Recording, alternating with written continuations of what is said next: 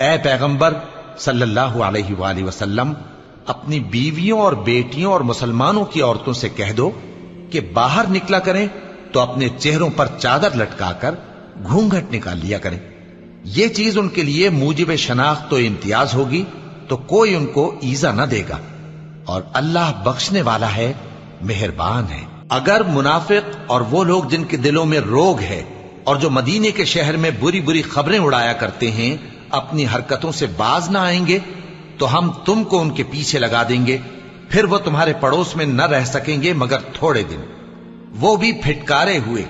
جہاں پائے گئے پکڑے گئے اور جان سے مار ڈالے گئے۔